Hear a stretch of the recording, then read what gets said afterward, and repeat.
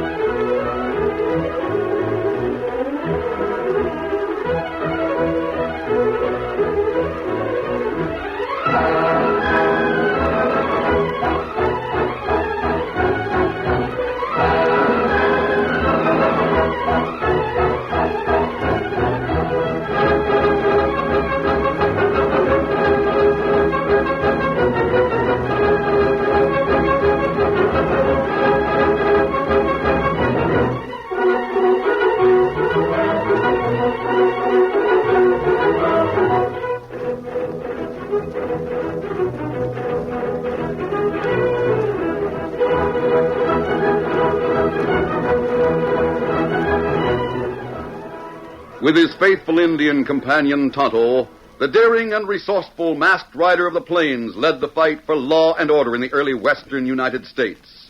Nowhere in the pages of history can one find a greater champion of justice. Return with us now to those thrilling days of yesteryear. From out of the past come the thundering hoofbeats of the great horse Silver. The Lone Ranger rides again. Come on, Silver!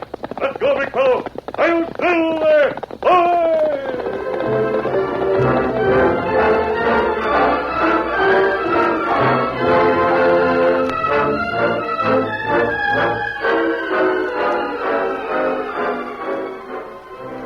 John Lacey had come up the hard way in the Old West, pushing into virgin territory, fighting storm and drought, Indians and cattle rustlers, nesters and sheep herders, finally to emerge as one of the wealthiest holders of land and cattle in the lush Red River Valley section. John expected no quarter and gave none. He lent money freely for the purchase of farms, but when payments were due, excuses were not acceptable. John was in a glowering mood the morning he rode into the town of Sherman and reined up in front of the bank. Oh, there, boy. Morning, John. Morning, Tom. Morning. Seems like you're opening up kind of late, aren't you? Why, the bank's not supposed to open till 9 o'clock, John. I thought you knew that. Come on in. Come on back to my office. What brings you in so early? I don't like the way you're handling things. Like the way sit down, John. Sit down. Yeah. You've been letting some of those interest payments lapse. You know I don't stand for that. But, John, those men paid up regularly till the drought came along. This season's crop of corn's plenty fine. As soon as they harvest, they'll pay up. Tarnation, take it, Tom. They should have figured on bad crops, too, when they borrowed my money. I'll be reasonable, John. So you think I'm unreasonable to want folks to keep their word with me, eh? Now, listen to me, Tom Weeks. I lent all 6 of those men the money to buy up good land adjoining mine, and I hold mortgages on their land. I know all that, John, and you can take my word for it. It's a good investment for you. They'll pay up, just you wait and see. I don't intend to wait and see. Do you hear me?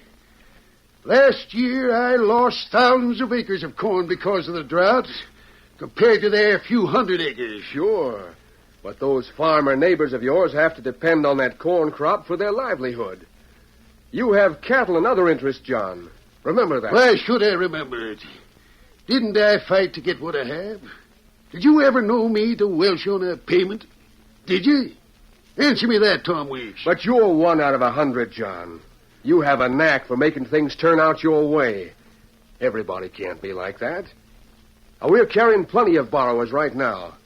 But I'm not worried because I know we'll get it when they're able to pay. You can run your doggone bank as you please, Tom. And I'll do my business my way. Let's have no more argument about it. Well, what are you going to do about it then? Notify all of them unless they pay up by Friday. See, this is Monday morning. Unless they do that, I'll foreclose on them. You wouldn't. Oh, yes, I would and will. Oh, wait, John. Wait a couple of weeks. By that time, the corn will be ready for harvest. Nope. You notify them like I said. Unless you want to take over the mortgages for them. I would in a minute if I could. Right now, I can't do it. You just can't take away their homes, their crops, their land. Don't talk like a soft-headed fool. Run your bank on a business-like basis, or I'll move my funds over to the bank in Fort Washita, far away as it is. If you do that, John, it'll just about ruin me. Then get out those notifications like I told you. I'll be seeing you again, Tom. Got to get back to the spread. John, you sure have a head for business, for making lots of money, but I'm sorry to find out you don't have a heart. Tommy Rod. I'll get those notification papers drawn up right away. Good morning to you, Mr. Lacey.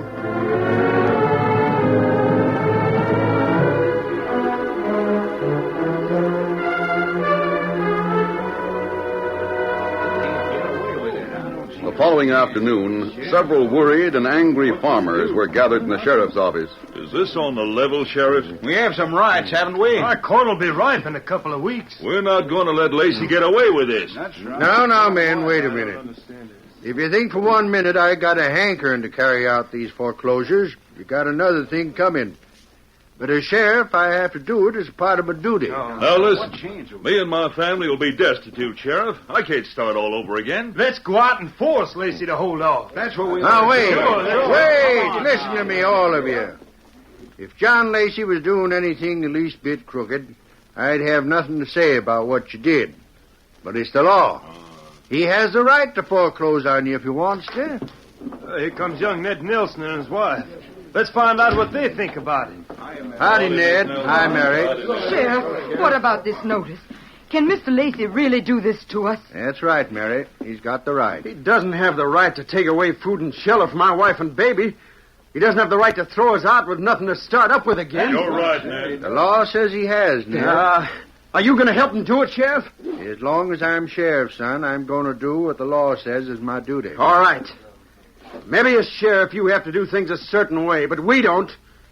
I'll fight John Lacey. And I'll fight him with lead if it comes to that. But he's not taking my place away from me. Let's go out and face him down right now. I'm game to have a showdown fight with him and all his ranch. Wait, everybody. Wait, listen to me. Now, look here, Mary. It's no use for you to Please, get it. Ned, let me talk a minute. Go ahead, then. Men, we all know it isn't morally right for John Lacey to do this to us. We're all friends and neighbors, and we'll all suffer by what he's doing. But the law is on his side. Wait, let me finish. We all came out here and took a chance. We had little or nothing.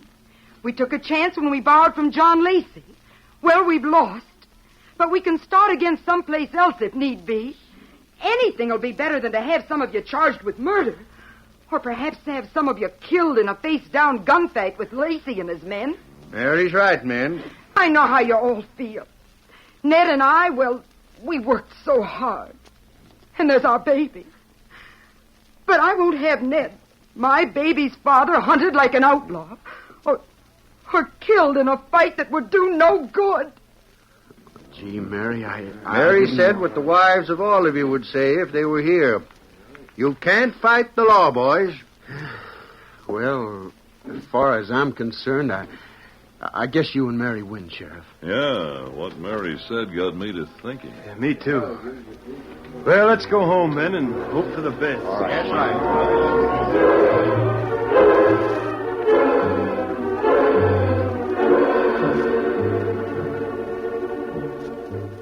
That evening, Tonto, Indian companion of the Lone Ranger, returned from a trip to town to the camp they shared in the nearby hills. Oh, Scout, oh, fella.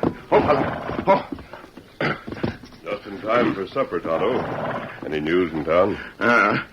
Me hear men talking store. Them say big rancher named John Lacey Going to take homes and land from farmers. Take away their homes and land? I don't understand. Well, him lend them money. Them not able to pay yet. Him send sheriff with papers. Oh, I see. Lacey's foreclosing on their places. Ah, that's right. Them have land next to Lacey's. Have good crops of corn. Lacey not willing to wait till farmers harvest crop. I've heard of John Lacey. He's a hard-headed businessman. He'll go through with it unless they pay up. Ah. Me hear farmers plenty mad. Have meeting in sheriff's office. Them want to go with guns and fight Lacey and his men. How many farmers are affected, Tonto? Well, 6, Kimasabi. And some have families, too. That's not good. It would be suicide for them to resort to gunplay. A girl, wife of one of the farmers, talked to him. Get him not to fight. I'm glad of that. She must be a sensible woman. I'd like to do something to help all of them. You think of something, maybe. There's still a little time before dark, Tonto. I'd like to get a look at the land in question. All right, we'll ride over that way. Here, Silver. Steady, big fella. Easy. Come on, Silver. Get him up, Scout.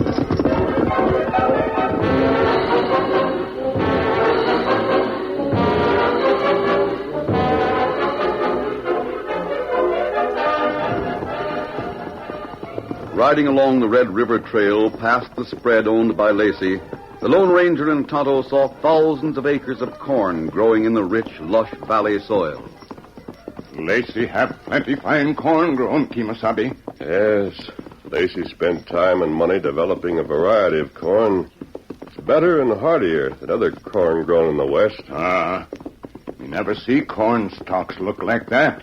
While others with large holdings utilize their lands for cattle raising and wheat growing, Lacey, knowing corn is a staple food throughout the West, has all that acreage planted in corn. Look, we come into farms where others live, Kimasabi. We see difference in corn stalks on their land. Those farmers are satisfied to grow corn for their own use. As you see, it isn't too good. In spite of his faults, Lacey's interest in developing better corn has been recognized as a service to the country by our government. Oh, me not know that. I've heard the government is buying up a large amount of it this year for seed corn to be distributed to others throughout the country. Oh, that'd be good. And maybe Indians get corn that not die. Them eat plenty corn, but have hard time getting plants to grow sometime. This year's crop of Lacey's going to mean a great deal to everybody out here, Tonto. Well, here's the boundary line between his land and that of the farmers. Oh, Silver. fella. Farmers' crops plenty poor. Yes, but they could make enough from them to pay what they owe Lacey if he'd wait for the harvest. Look, Kimasabi. Oh? Men riding this way from up trail. We'll pull off the trail into the cornfield, Tonto, until they pass. My mask will cause questions. Come on, Silver. Get 'em up, Scout.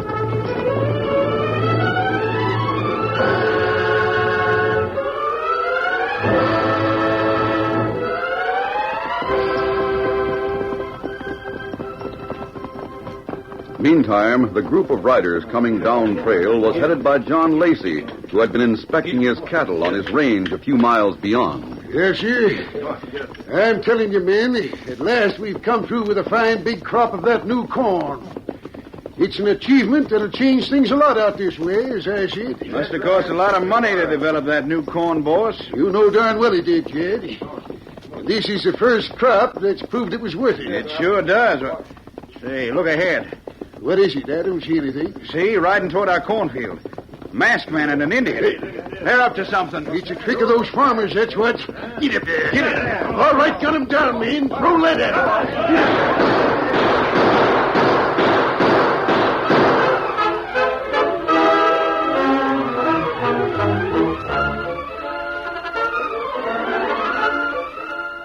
The curtain falls on the first act of our Lone Ranger story.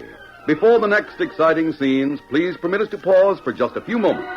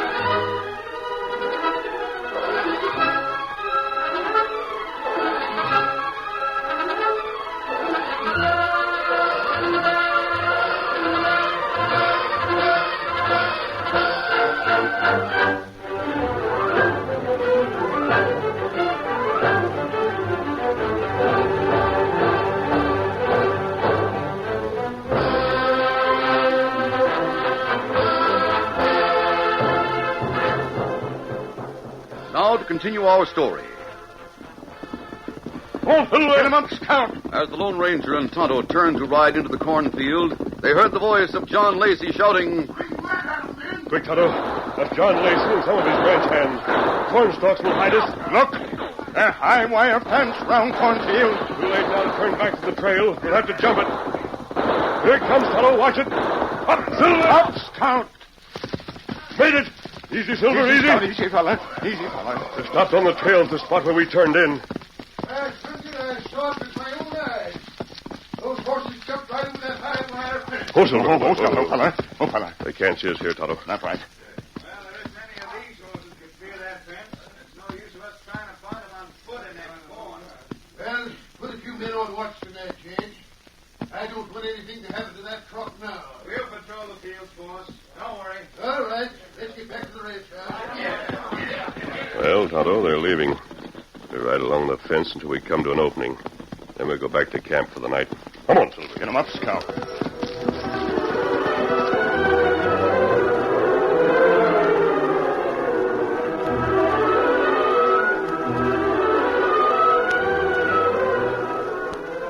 The following day was hot and dry.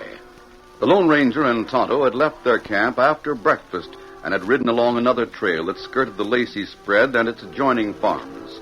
Both men expected that trouble might break out between the farmers and Lacey's men, which would result in bloodshed. And they rode in readiness for anything that might show that such trouble was about to start.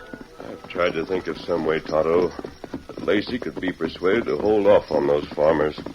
All they need is a few weeks at the most. That's right. You not think of anything, huh? No, as a matter of fact, Kimosabe, look. What is it? Where? To west. Black cloud coming over ridge of hills. Oh, Silver. Oh, Scout. Oh, fella. Yes, I see it now. The way that cloud moves. That's strange. I wonder if... Tonto, we've got to hurry. You not savvy. We've got to warn the farmers and ranchers. You think it's cyclone coming? Look again, Tonto. That's not a cloud. Not a cloud. Locusts. Locusts are coming. Millions of them. Let's go. One, Silver. Come up, Scout. The impact of the Lone Ranger's words had hit Tonto like a sledgehammer. And as the two men rode at a fast pace along the trail, the great-hearted and stoical Indian shivered inwardly. Once before he had witnessed such a cloud. Men had been helpless then, and as Tonto looked at the determined face of the masked man who rode beside him, he wondered would he, too, be helpless against this enemy guns could not stop. I'll warn the farmers and Lacey. You go on to town. Bring the townsmen out here. Me get him. Hurry, Tonto, hurry. One, Get him up, there. Scout.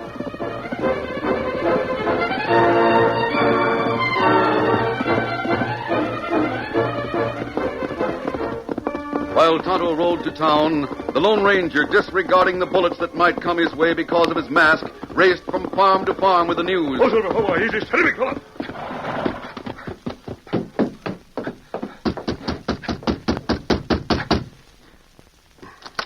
Yeah, what do you... Now who? Forget my mask. There's no time to lose. Meet at the Nelson farm. Locusts are settling in the fields beyond the corn crop. The locust plague. It's the end for us. Hurry, get to the Nelson place. Steady, big fella. Come on, Silver.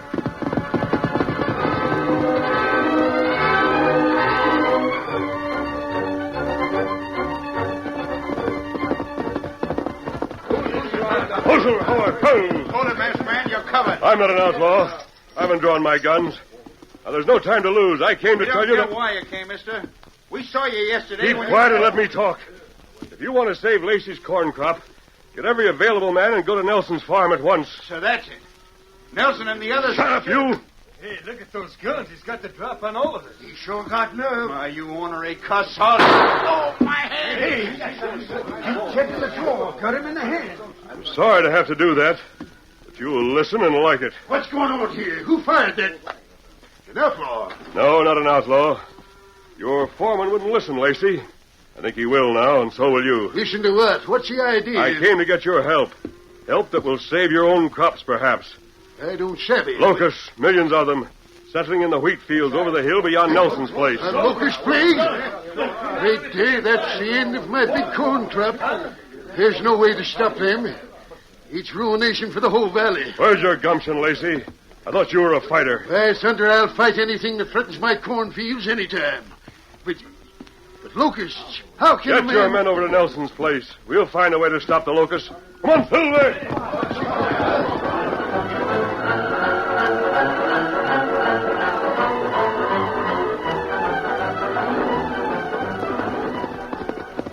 After leaving John Lacey's ranch, the Lone Ranger rode back up the trail and over the hill to Ned Nelson's farm. Oh, Silver, oh, easy. Steady, fella. Here's that masked man who warned us. Who is he, anyhow? Don't know, but that don't matter right now. Where's Nelson? Here I am, mister. I heard you got these men to come here to help, so I won't question that mask right now. Does the mask matter? I came here last, Nelson, because you may be the hardest to convince. Convince? Look, we're wasting time. We better get out there and dig ditches, do something to hold those locusts back. We saw them, my wife and I. There's millions of them. We'll be ruined for sure now. Yes, why don't all the men go out and... Oh. It's all right, honey. This masked man was the one who warned the others and got him here. Now listen, everyone. Time is short. All right, hold it down, man. Those locusts are moving this way. Your cornfields stand between them and John Lacey's fields. It'll serve Lacey right to lose this crowd. That's right. I know all of you are bitter against Lacey. I know he plans to take your homes and land away from you. That's right. But if the locusts reach Lacey's extensive corn crops, the entire valley will suffer. Over a period of years, he developed a new corn, a hardier, better type. That means much to all of us in the West, where corn means so much. Men, you've got to help me save Lacey's corn crop. Even if what you say is right, how can we save it? Now, my plan is simple. All of you spread out along the boundary between your fields and Lacey's land. The corn is dry enough to burn. We'll set a backfire going toward the locusts and destroy them. It's the only way. Well, let him lose his with the rest of us. Why should we burn our crop? Listen, all of you. The masked man is right. The whole territory is watching and waiting for Lacey's corn. You let us handle this, Mary. Maybe we can save part of our crops by plowing a wide ditch. It won't work, Nelson. The locusts Here won't... comes Lacey and his men. If we lose, let him lose, too. Jumping catfish, boss. Look at that hill over yonder. Yes, it's black with locusts. Millions of them. All right, masked man. What's your idea for stopping them? I propose that these 6 men who have the crops adjoining yours burn their crops. The flames would destroy the locusts and save the big corn crop. Well, then what are we standing around for? Let's get started. No, Lacey. We're not burning our crops to save you. Sunday, I've got 12 men to your 6. In spite of what you say, my men will start the fires and burn your crops right now. Oh, no, they won't, Lacey. Hey, he's holding a gun right on Lacey. Well, I thought it was his idea in the first place. See here. What's the idea of holding that gun on me? Like somebody just said, burning was your idea, wasn't it? Yes, provided the farmers agreed to burn their crops. They don't see things my way. Go on. Your foreclosures haven't taken effect yet, so the crops still belong to them. Now listen, you farmers. If Lacey extends your mortgages for another year, will you agree to burning the crops? Get his promise and we'll agree. Also, let him pay for the loss of our crops. And get it in writing. No, confound it! I won't be forced into any such promise. Kid, this is orders. Take our men. Hold on, Lacey. If your men make one move without the written promise these men want, I'll be forced to use this gun. Men, are you going to sit there and let this Let man him do what he says, boss. We're not drawn against him. Well, I'll write it out when I get back to town. No, you won't. Nelson, go inside your ranch house and write up your demands for Lacey to sign. And hurry. All right. It won't take long.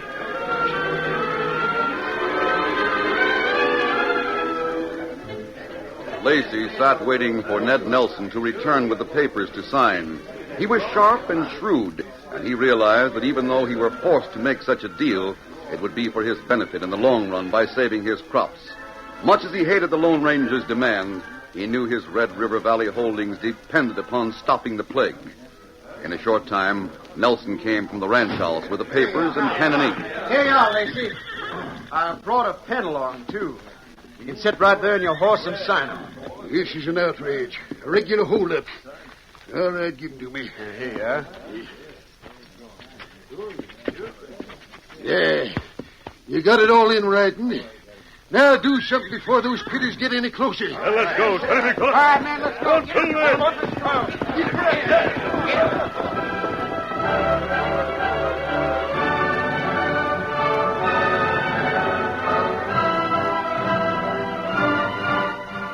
Arriving at the wagon road, which formed the boundary line between the farmers' crops and Lacey's fields, the Lone Ranger ordered the men to spread out and start many fires simultaneously. Soon the flames were leaping higher and higher as they moved over the cornfields toward the creeping, ravishing black carpet of insects, which was discernible on the ridge of the hill beyond. Those flames will do the trick. I hope it stops him. Don't worry, it will. I'm sure of it. There, stranger. Looks like your plan is going to do the work. But concern it, I still resent the way you made me sign those papers first. Lacey, John Lacey, you ought to be ashamed of yourself. Yeah?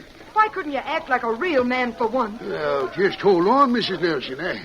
I got to protect my own interests. Mrs. Nelson tried to get the farmers to burn their crops before you arrived, Lacey.